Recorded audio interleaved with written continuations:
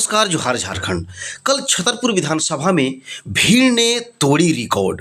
कल कांग्रेस राष्ट्रीय अध्यक्ष मल्लिकार्जुन खड़गे का आगमन हुआ यहाँ पर। वो आगमन देखकर यह भीड़ ही बता रही है कि इस भीड़ में कुछ तो परिवर्तन करेगा। इससे भीड़ का रिकॉर्ड देखा जाए तो अब तक का इस विधानसभा का जो चुनावी दौरा छतरपुर विधानसभा में रहा, छतरपुर हाई स्कूल मैदान के लिए सबसे अधिक और यह जैन सैलाब देखने के लिए मिला।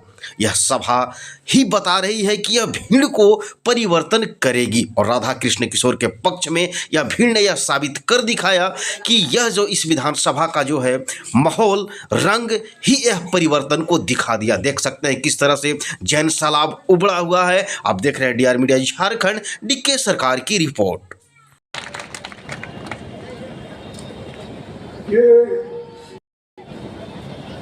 ये तो धरती छत्तीसगढ़ महान नायक बिरसा मुंडा जी, बाबा तिलका मांझी, वीर बंधु भगत,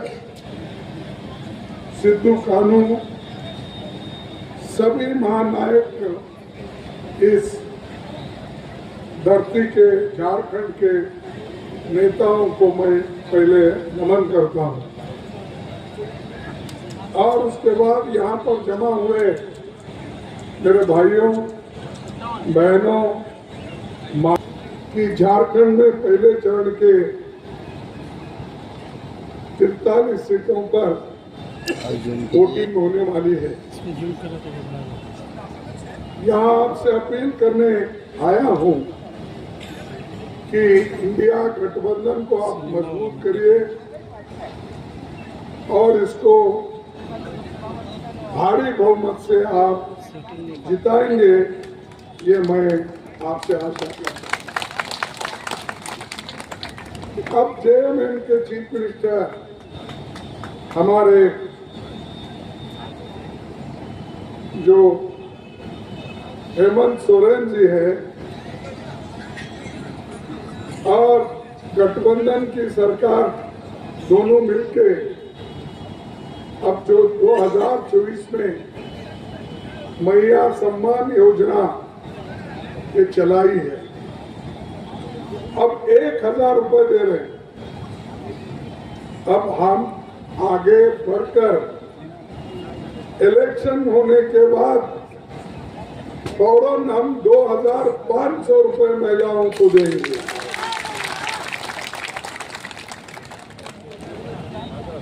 $2500 के लिए हम इसलिए कोशिश किए हैं कि गरीब लोग, गरीब महिलाएं, उनको घर को चलाने में दिक्कत होती है। इसीलिए हमने सोचा कि 1000 से बढ़ाकर 2500 रुपए देने का हम इरादा किए हैं। आपको 1 दिसंबर से लागू होगा। हर एक व्यक्ति को 7 किलो राशन एडिशनल दिया जाएगा, ज्यादा दिया जाएगा।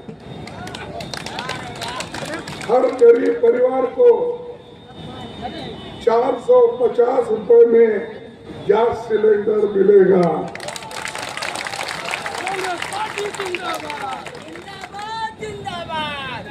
किसानों को धान का एमएसपी 2400 रुपए से बढ़ाकर 3200 रुपए हम कर लेंगे। आप सबको पता है कि अभी चुनाव के दौरान में भी मोदी जी हमारे गठबंधन के साथियों को ईडी, इनकम टैक्स, सीडीसी में डाल के घसीट रहे। हमारे लोग परेशान होने वाले नहीं हैं। अरे हमारे लोग तो देश के लिए कुर्बान हुए हैं। ये ईडी और इनकम टैक्स से हम डरते हैं? डरेंगे? कोई नहीं डरेगा। और देश के आजादी के लिए कांग्रेस पार्टी के लोग कई और सूली पे चढ़ गए। कई लोग मर गए, कई लोग स्कूल छोड़ दिए, कई लोग अपना घर छोड़ दिए। तब आजादी मिली, तब देश को एक लोकतंत्र मिला और एक संविधान मिला। और ये संविधान डॉक्टर बाबा साहब अम्बेडकर और पंडित जवाहरलाल नेहरू जी मिलकर तैयार किए सो संविधान है। इसको अगर छूने की कोई हिम्मत किया वो बच नहीं सकता, चाहे वो मोदी जी हो, चाहे एक चेला उनका वोट चपाटा इधर फिरते रहता, वोट आते रहता उसको, और वो तो यहाँ पर हमेशा लोगों को पैसे की बात ही करता है। तो भाई पैसा तो हम कमाते हैं, मेहनत हम करते हैं, तुम तो सब लुटेरे हो। तुम्हारा काम लूटना, चुनाव में बांटना। और दूसरी बात, मैं सुना कि चीफ मिनिस्टर आसाम के आए थे, उन्होंने यहाँ के लोगों को भी थोड़ा धमकाया। जो लोग कांग्रेस के साथ काम कर रहे हैं, गठबंधन के साथ काम कर रहे हैं, उनको डराने की कोशिश की। भाई यहाँ कोई डरता नहीं, डराने ऐसा कोई मतलब नहीं है। शाह के पास गया, ईडी का, सीबीआई का, इनकम टैक्स का, ये पहले किसी होम मिनिस्टर के पास ऐसी डराने की चीजें नहीं थी। कोऑपरेटिव सोसाइटी तक उनको दिया।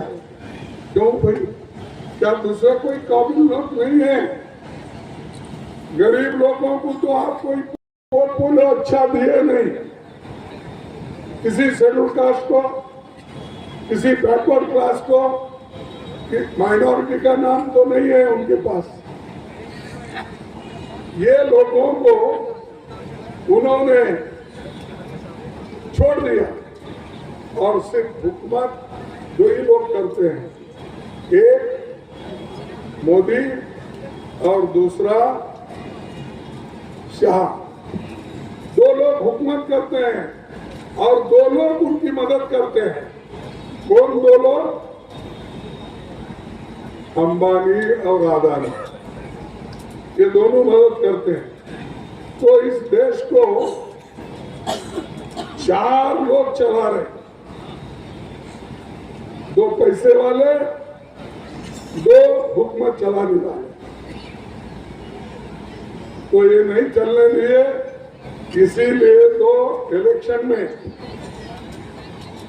राहुल गांधी और मैं मिलके संविधान बचाओ, लोकतंत्र बचाओ, इसका नारा उठाए और सारे गठबंधन के लोग एक होकर सत्ता उसको, मोदी जी को अपने पैर पे खड़ा नहीं होने दिए।